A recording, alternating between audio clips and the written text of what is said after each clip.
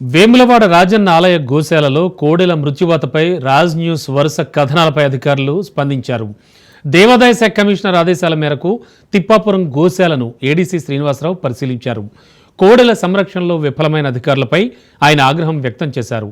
పరిమితికి మించి గోశాలలో కోడెలు ఉండడం వల్లే ఇలాంటి ఘటనలు జరుగుతున్నాయని ఆయన వెల్లడించారు. గోశాలలో మ్యాన్ పవర్ పెంచాలన్నారు. వెంటనే 15 మందిని నియమించాలని ఆయన ఆదేశించారు.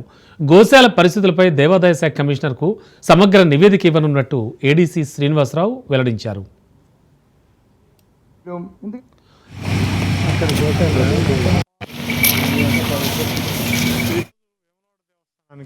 ఈ గోమాతల విషయంలో కొన్ని చనిపోయినాయనే న్యూస్ తెలిసినప్పుడు మా గౌరవ కమిషనర్ గారు ప్రొద్దుట నన్నును గతంలో ఈవో చేసిన కృష్ణప్రసాద్ గారిని జాయింట్ కమిషనర్ గారిని వెళ్ళడమని ఆదేశించడం జరిగింది.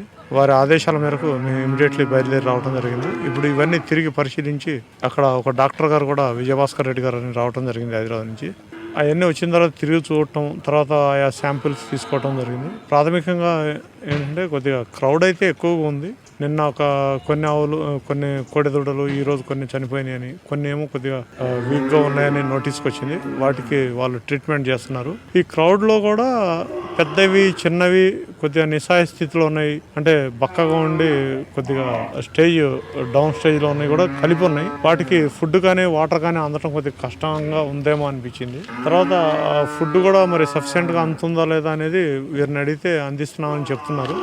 అది ఒకసారి క్రాస్ చెక్ చేసుకోవాల్సిన అవసరం ఉంది. తర్వాత ఈ కొత్త షెడ్లు కడుతున్నారు. అవి ఒక 10-15 రోజుల్లో కంప్లీట్ అవుతాయని ఇక్కడ ఈ గారు వాళ్ళు చెప్పడం జరుగుతుంది. కానీ అవి అత్యవసర ప్రాతిపదికగా చేసుకోవాలి. ఈ క్రౌడ్ని కొంచెం డిస్ట్రిబ్యూట్ చేసుకొని సెగ్రిగేట్ చేస్తే ఈ చిన్న కోడెదోళ్ళు వేరు, పెద్ద కోడెదోళ్ళు వేరు, మధ్యస్థం వేరు, తర్వాత ఆవుల్లో పాలు ఇచ్చేవి వేరు, మరి ఆ మురుకు పాలతో వచ్చిన ఆవులను కూడా వదిలిపెడుతున్నారు కోడెలని.